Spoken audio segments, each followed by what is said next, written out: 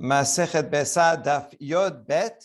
A lot of really important topics today, especially the concept of once something is permitted on Yom Tov because of food, then it's permitted for other purposes as well, which is a very, very important principle. But we're going to start off just a last note about the Mishnah. So I'm going back to the Mishnah on 11, which talked about people opening their stores on the holiday, which was permitted. People wouldn't pay, but customers could come and take what they need. And here, Bet Shammai is more machmir, and he said you cannot remove the shutters on Yom Tov. That would be deconstructing, and putting them back would be building. So all that is not allowed, so they can't open their stores. Bet Hillel says not only can you open it, you can also close it up, because if we don't allow the store owner to close up his shop, then he's not going to want to open it, and then people won't be able to get their eggs and milk and cheese and things to make the holiday. And so we want to be very machmir on the happiness of the holiday and make sure everyone can get the food that they need. So we spoke about that already, but we just have one last point about it, which is as follows. Matitin telo ki haytana. We're comparing the Mishnah with another Braita. It's very interesting. There seems to be Braitot that are completely different from the Mishnah, especially regarding these controversies between Bet Hillel and Bet Shammai. So we're pointing out that the following Baraita is different, as a different version of the Machloket than our Mishnah. We're not going to reconcile it. It's just different. The Tanya, Amar Rabbi Shimon ben Elazar, Modim Bet Shammai Bet Hillel shemesalikin et tirisin b'Yom Tov. According to this, Bet Shammai agrees that you're allowed to open the store, that you're allowed to take off the shutters, no problem. And the old machloket, lo nechikoela lachzir, the old machloket is, can you put them back? Bet Shammai omrim en machzirin, ubet Hillel omrim af machzirin. Bet Shammai makes sense. I understand you can open them so that you can enjoy the holiday. Why should you allow a person to put it back? Bet Hillel comes up with this thing. If you don't allow them to put it back, then they're not going to open. Okay, that's an extra step. Bet Shammai is not willing to go to that step. So you see that it shifts. The whole machloket is more lenient in this version, and it's even more lenient. This whole thing is talking about when the shutters have a hinge. But if there's no hinge, then Bet Shammai agrees you can take it off, put it back on, you can do everything. And so if it has no hinge, the idea is it's just a wooden board. So I'm just putting it in, taking it out. I'm really not doing anything. That's not called building or deconstructing. But if it does have a hinge, we're going to see there's two types of shutters. It's one that has two hinges at the edge and they'll swing open, and others that have one hinge. So this now already involves a little bit more work. You got to get the hinge in, you got to do some extra labor. And so that is where the machloket is. Bet Hillel says you can even do that, but that's where Bet Shammai says you can't put them back, because that involves some technical work to put them back. Okay, that's all one version of a Braita. That's not the same as our Mishnah, as you can see. And now we have yet another Braita that's different from both of the things we just said. This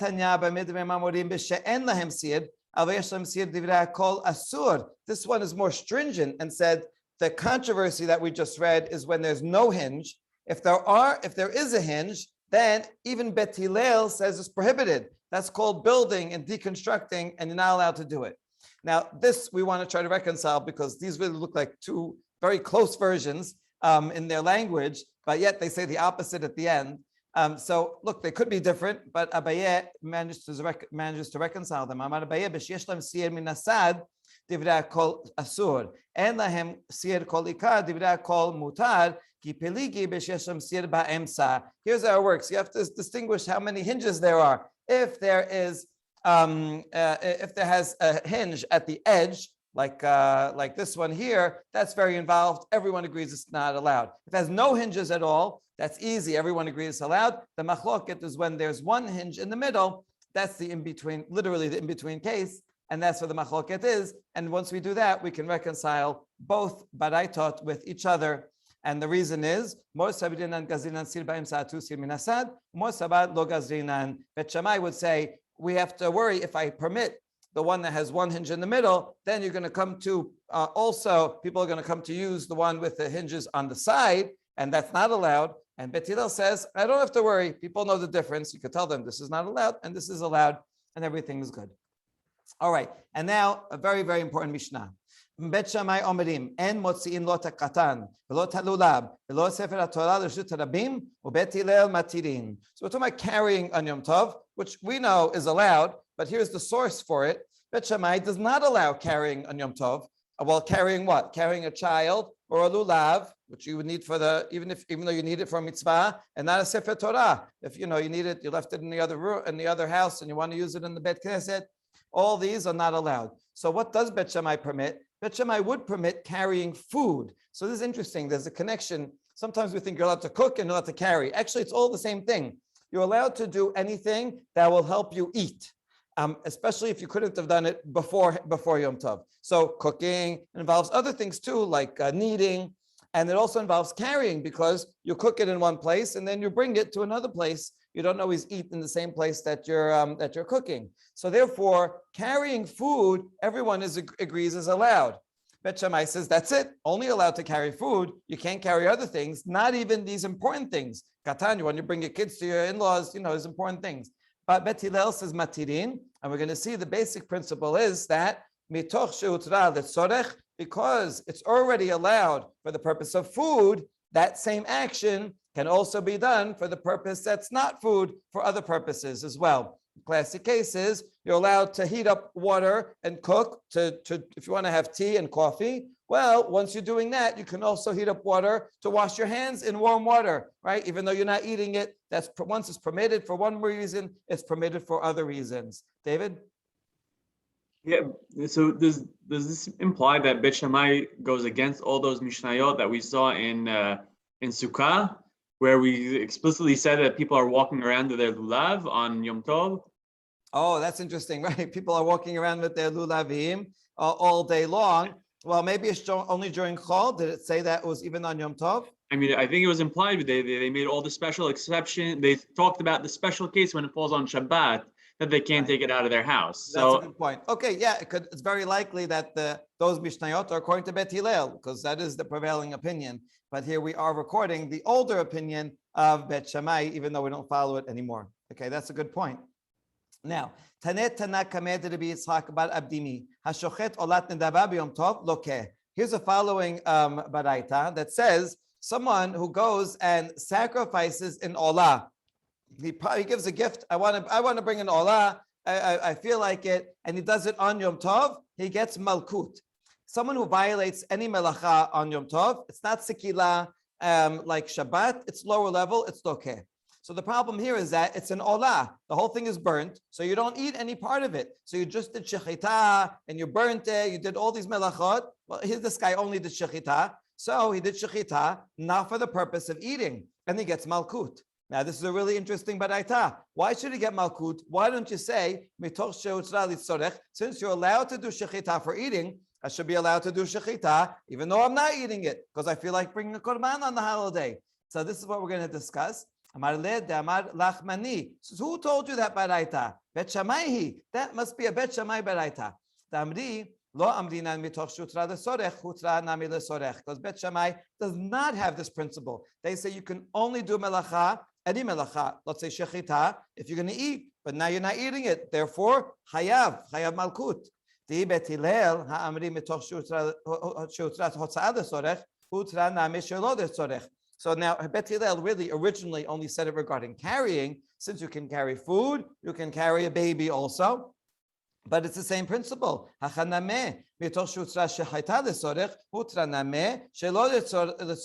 should apply the same principle to other melachot. And therefore, this baraita must be according to Bet Shammai and not according to Bet Hillel. All right, we're going to challenge this now. And this is an essential challenge.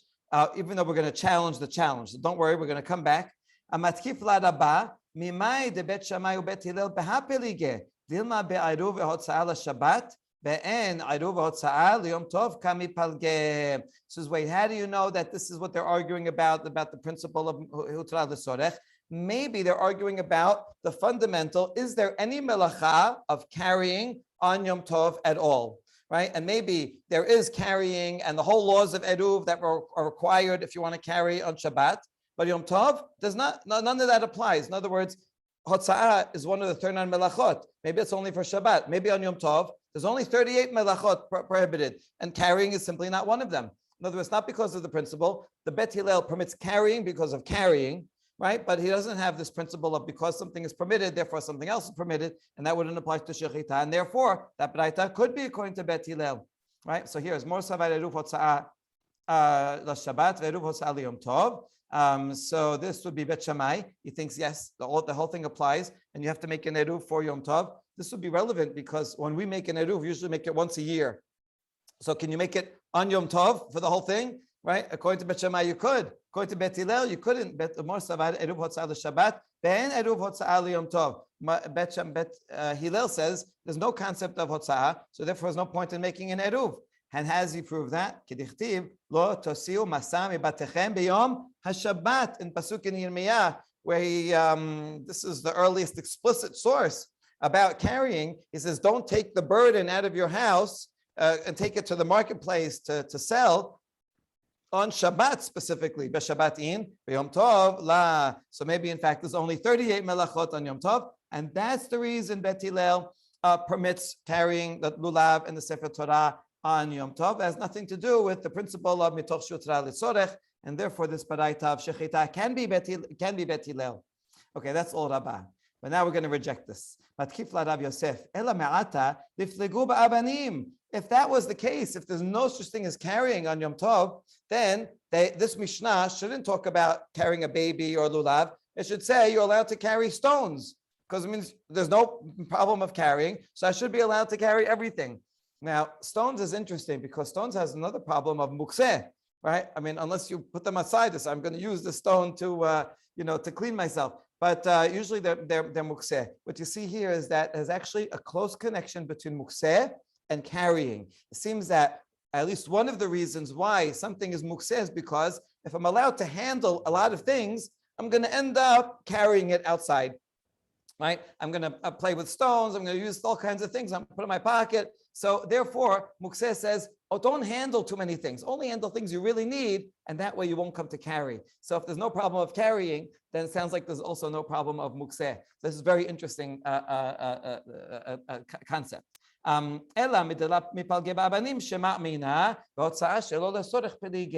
rather what we see, since they're arguing about things that I still need, like a lulav or sefer Torah, children, right? They have some necessity. So the point is that it's not because there's no such thing as carrying. There is a concept that you're not allowed to carry on Yom Tov.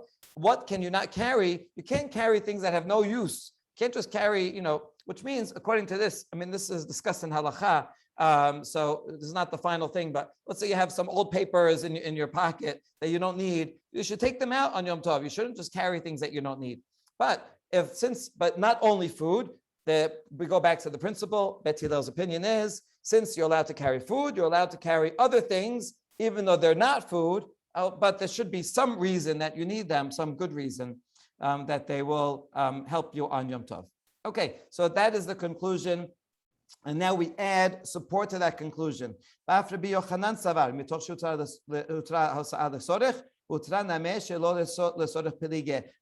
agrees with our interpretation that the reason Bet Hillel says it's permitted is because since you're allowed to carry for food, you could do any melacha for food, so too you're allowed to do it even not for food. And how do we know that Yochanan says this? A little bit of a roundabout proof, but an interesting one. The rabbis always liked counting how many prohibitions can you violate with one act. So this one is 5. The Tane Tana Kameh de Rabbi Yochanan. A certain Tana, one of the professional memorizers, said the following baraita in front of Rabbi Yochanan. Right. It's always dangerous to be in that position, to be the walking book in front of a great rabbi like Rabbi Yochanan, because he knows him better than you. So here's what the memorizer says. I remember a tradition that says, if someone takes gida nashe, which is prohibited to eat, and cooks it in milk on Yom Tov and eats it, he gets 5 times malkut. Let's count the 5. He violates cooking the gid. Now, on a weekday, you're allowed to cook the gid. Only you can't eat it, you're allowed to cook it. The problem here is that it's Yom Tov, and you're cooking something that you're not allowed to eat. So you see, cooking not for the sake of eating is prohibited according to this, right? This would follow Bet Shammai. Hold on. Ve'loke mishum ochel gid, eating the gid. Okay, that's for sure bad. Loke mishum bashel basar bechalav. You're not allowed to cook milk and meat. Even during a weekday, you can't cook them. Ve'loke mishum ochel basar bechalav, and also eating the meat and milk is prohibited. Ve'loke mishum habara, and for kindling a fire. Adding wood, stoking the fire. So that's also a problem because now you are cooking something that you're not allowed to eat on Yom Tov. So once again, we have two malachot here that you're violating on Yom Tov because it's not edible. Now, we can question why not? Since you're allowed to cook for not edible, for food, aren't you allowed to cook for not food? So in that conversation, Amar Le, Rabbi Yochanan told that memorizer, Pok tanei lebara, get out of here, right? Take that teaching and get outside, right? This is a incorrect teaching. Habara ubishul and Mishnah, because kindling a fire and cooking, that is not included. That's not part of our oral tradition. That this would be a problem. And if it is included, maybe you have a braita that is verified and correct, then it's Bet Shammai, right? And it's rejected. So stop, don't tell me, don't repeat that baraita anymore. If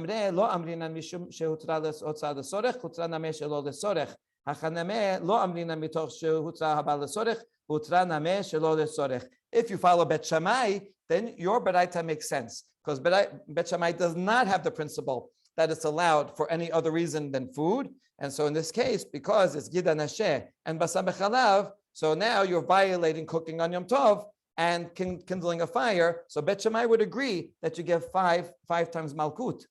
But Bet Hillel, Kevan Damre Mitoch Shusra Hotza'a Letzorech, Utra Nameh Shelo Letzorech, Hachanameh Mitoch Shutra Hab'ara Letzorech, Utra Nameh Shelo Letzorech. Because if it were Bet Hillel, we know he has the principle about carrying. You can carry food, therefore you can carry anything. So too, he would say the same thing. Since you're allowed to make a fire for food, so too you can keep a fire, not make a fire, kindle a fire for food, so too you can kindle a fire, even not for food. And therefore Bet Hillel would give the guy only 3 times Malkut, not 5 times. And since Rabbi Yochanan was the one that corrected the Tana and said, get that out of here, that's Bet Shammai, you see, he thinks that the reason is because of the mitoch principle. And so that is in fact a very important principle. And as is the halacha l'maaseh, that one is allowed to do things as long as it has some purpose in enhancing Yom Tov, even if it's not for food, it's permitted. Yes, David.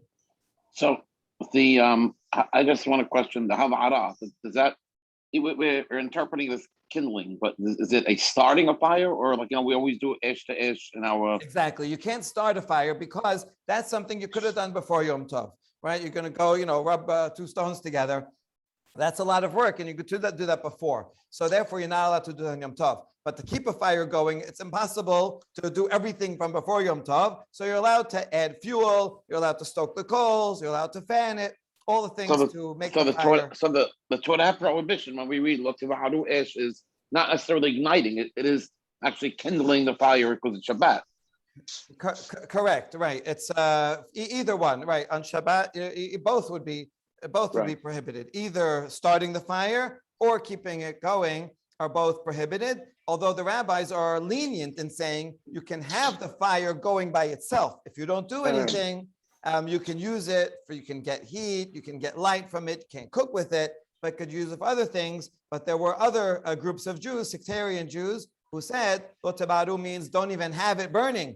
You got to put out all the fires beforehand. You can't even benefit. And that's could be the reason why Hadlakat Nerot is so important, that we're Madlik Nerot to show specifically we don't agree with those other groups that would not have fire. They sit in the cold and dark. There's still some groups of Karais. But this Gemara is saying that you can't. It's saying Havara, meaning it's already from an existing flame. It's not saying you could start a new flame on Yom Tov. It's not saying it's starting a new flame, because at all melacha of Yom Tov you're allowed to do only if you couldn't do it before. But this is something that you could do before, so therefore, go do the work before. Don't use Yom Tov to sit there and rubbing stones. Start the flame, right? Okay, good.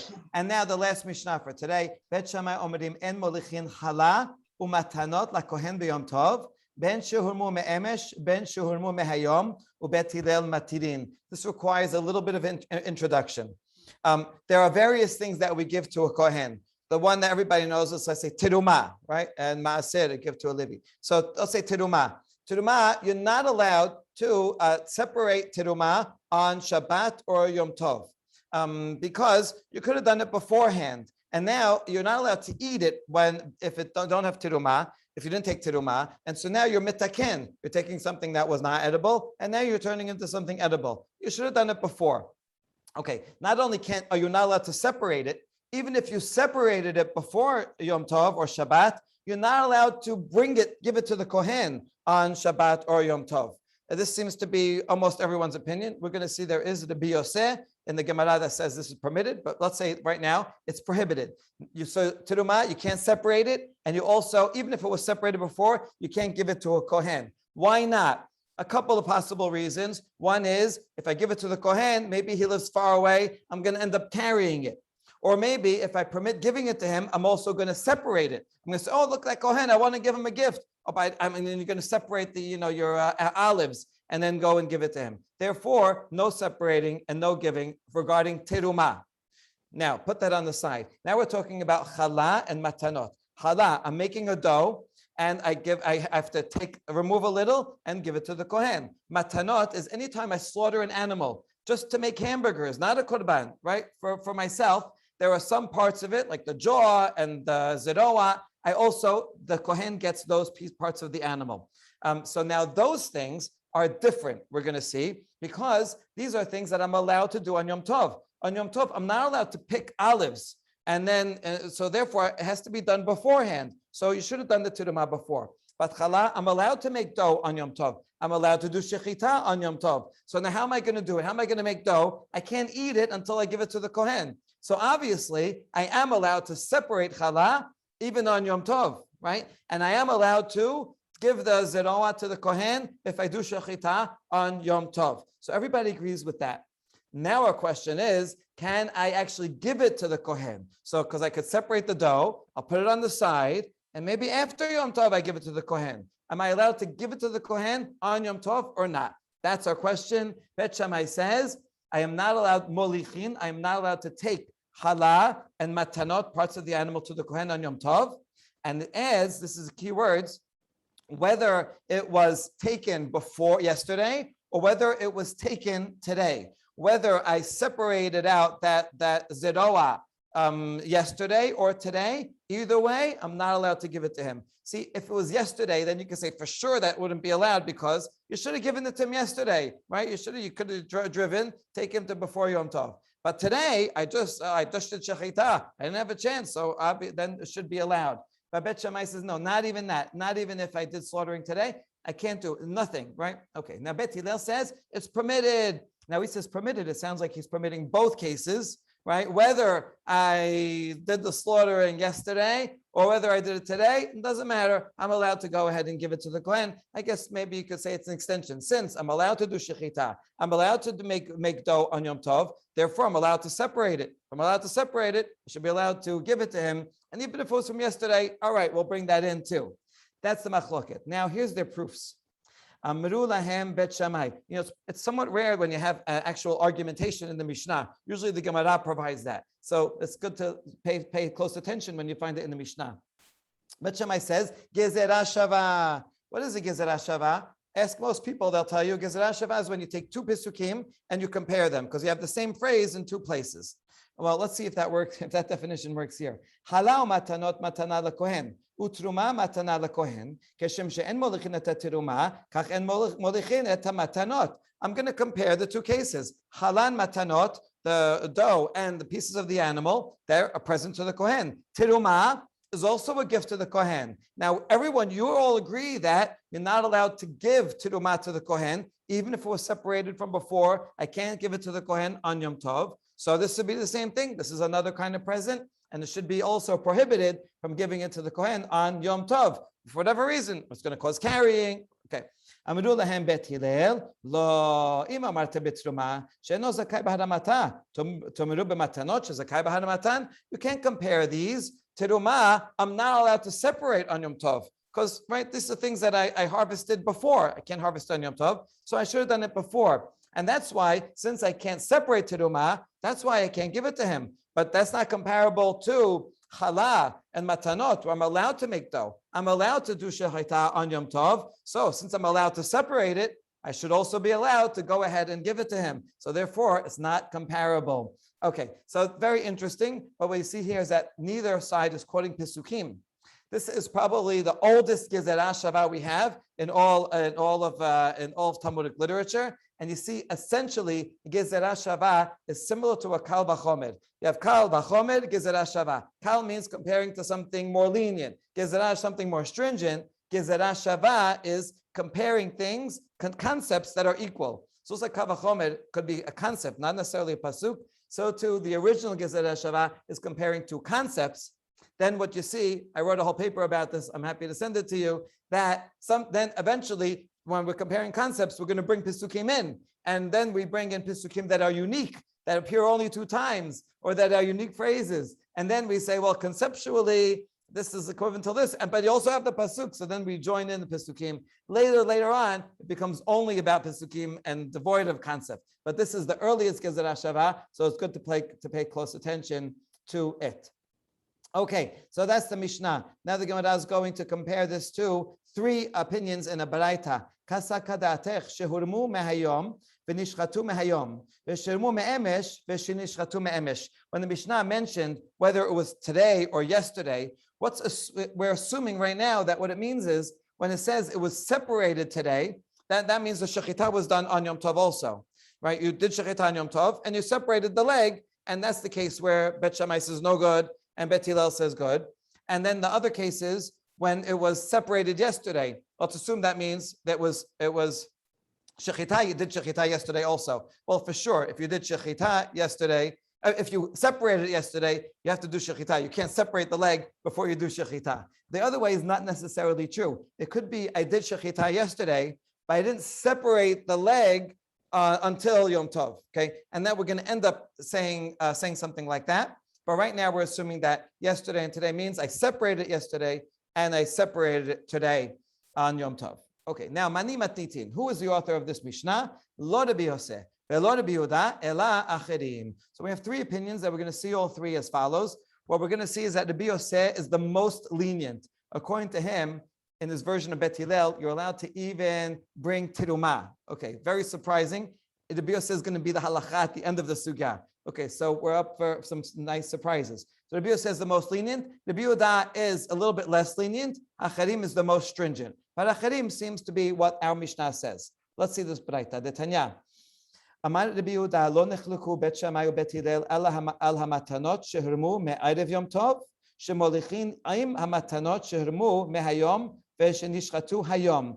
Bet Shammai agrees with Bet Hillel that if I have some leg that I separated yesterday, and I have another leg that I separated today, I can take them both and bring it to the Kohen. Since I'm going anyway, I can take stuff from yesterday and today. That everyone agrees. But to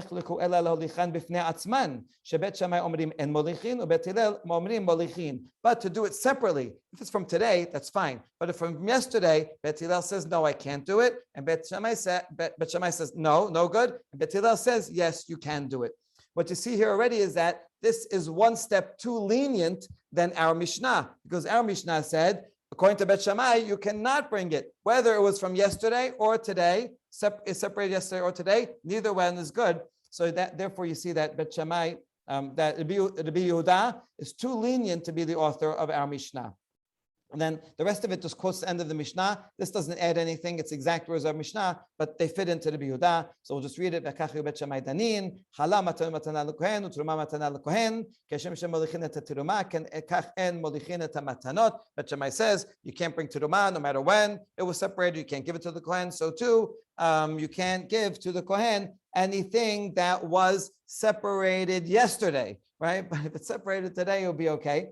Amru lo Bet Hillel, lo imamatem b'teruma she'eno zakai b'hadamatat umru matanot she'zakai b'matan. It's not the same. Teruma, you couldn't separate it before, and that's why it's prohibited. But other matanot, you can separate them today, and since you can separate them today, you can give them even if you separated yesterday. Regarding the chala and matanot. Okay, that's all Rabbi Yehuda. Amar Rabbi Yosef, lo nechliku Bet Shammai u'Bet Hillel ala matanot she'molichin, lo nechliku ela ala teruma. Okay, so Rabbi Yosef has a completely different version of this. It says they do not argue regarding matanot, meaning regarding challah and the parts of the animal. You can bring them, you can separate them, you can give it to the kohen. No problem, even according to Bet Shammai. Wow, this is way too lenient. So what's the machloket? They argue about tirumah itself. Bet Shammai omrim en molichin, or Bet Hillel omrim molichin. Bet Shammai says you can't, Bet Hillel says you can. And now how's that going to work with this with the Gezerah Shavah? They flip it. According to the Beisah, the argument is flipped. Bet Hillel's the first one that starts off. V'kacha yu Bet Hillel danin, halal matanot, matana lekohen. Utruma matana lekohen. Keshem shemolichin et hamatanot, kach molichin et hatiruma. Bet Hillel says, I'll make a comparison. You all agree that halal and the parts of the animal are gifts to the kohen, and terumah is also a gift. So just like you agree that I'm allowed to bring the challah and the parts of the animal and I can give it to the kohen, so to terumah, it's also a gift. It should be permitted. So Bet Shammai says,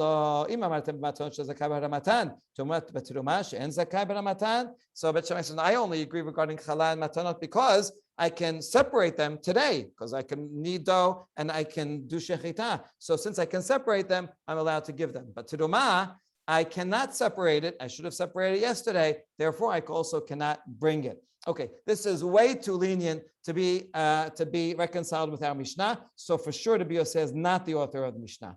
And finally, Acherim, Omerim, Lo nechliku Bet Shammai Bet Hillel al terumah she'en molichin. They agree regarding terumah. You can't give it to the Kohen on Yom Tov. Lo nechliku ela lamatanot she'Bet Shammai Omerim en molichin, uBet Hillel Omerim molichin. Lema Acherim he velo Rabbi Yehuda. So this is very simple. Acherim keeps it simple. He doesn't talk about yesterday or today. It just as Bet Shammai says you cannot give matanot on Yom Tov to the Kohen, and Bet Hillel says it's allowed. And so you see that Acherim fit the Mishnah perfectly, and the Rabbi Yehuda does not. Okay, so this would seem very, very basic and simple, but Rava wants to fit it in, and maybe the Rabbi Yehuda also. So he says, it doesn't say in the Mishnah that it was separated today and you did shechita today. Does it say that? No, it just says shehurmu katane. Just says that it was separated. It doesn't say when you did shechita. Maybe both cases of the Mishnah is when I did shechita yesterday. And the question is, I did shechita yesterday. Did I separate out the jawbone and the leg yesterday? Or did I separate it out today? And either one of those two cases, that's where Bet Hillel says is permitted. And Bet Shammai says, no, the one today is okay, but not the one from yesterday, unless you join them together. But none of them were talking about when you do shechita actually today. And therefore, so this can actually fit Rabbi Yehuda because the case of the Mishnah is similarly talking about a case where I brought it today. And that's the case where I separated it today. And that's where Bet Hillel says fine, and Bet Shammai says no. And that would fit. Okay, so now we have a problem. So now you're saying it's only the Yehuda and not Acherim? We answer, afilu tema acherim, ubanach de nishchatu me'emesh. What we mean is that it can be, even if you say acherim, it could still be talking about that which was slaughtered yesterday. Only if it was slaughtered yesterday, that's when Bet Shammai is machmir. But in fact, if it was slaughtered today, then Bet Shammai would say it's okay to do it. And so we can make Acherim agree with Rabbi Yehuda, and now everybody agrees. Acherim and Rabbi Yehuda agree, and we made the Mishnah also fit with that. They're all talking about a case when we did slaughtering yesterday, and that's when Bet Shammai says you can't do it. If it was slaughtered on Yom Tov, and separate on Yom Tov, then Bet Shammai would say it's okay.